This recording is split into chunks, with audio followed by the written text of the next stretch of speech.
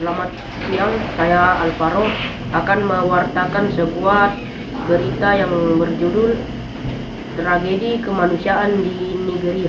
Nigeria kembali menjadi sorotan dunia internasional setelah laporan dari Lembaga Pemantau Hak Asasi Manusia mengungkap bahwa lebih dari 52.000 umat Kristen telah dibunuh sejak tahun 2009 dalam serangkaian serangan brutal oleh kelompok bersenjata.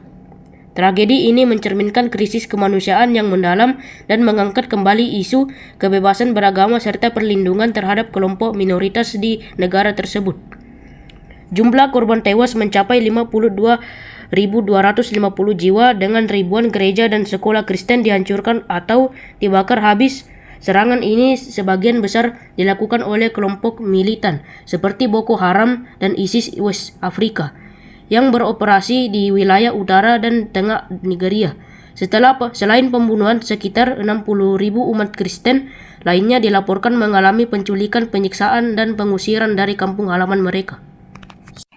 Salah satu tragedi paling memilukan terjadi pada malam 13 hingga 14 Juni 2025 di Benue State, wilayah yang dikenal sebagai pusat komunitas Kristen di Nigeria, dalam peristiwa yang kemudian dikenal sebagai Yelwata Massacre. Sekitar 200 orang Kristen tewas dalam satu malam. Rumah-rumah dibakar, gereja dihancurkan, dan ribuan warga terpaksa mengungsi tanpa tempat tinggal. Tragedi ini menjadi simbol penderitaan yang dialami komunitas Kristen selama lebih dari satu dekade.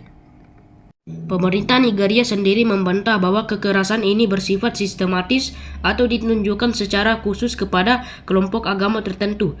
Dalam pernyataan resmi Kementerian Luar Negeri, Nigeria menyebut bahwa konflik bersenjata di negara tersebut tidak didorong oleh bias agama, melainkan oleh faktor ekonomi, politik, dan ketegangan etnis. Namun banyak pengamat internasional menilai bahwa penolakan ini justru memperburuk situasi dan menghambat upaya penyelesaian konflik. Departemen Luar Negeri Amerika Serikat menyatakan keprihatinan mendalam terhadap tingkat kekerasan yang dialami umat Kristen di Nigeria.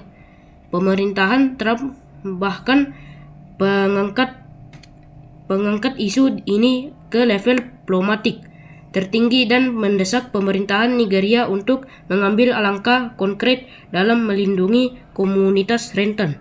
Kongres Amerika juga menyerukan agar Nigeria diklarifikasi sebagai negara dengan perhatian khusus berdasarkan Undang-Undang Kebebasan Beragama Internasional. Sekian berita yang dapat saya sampaikan. Terima kasih dan selamat siang.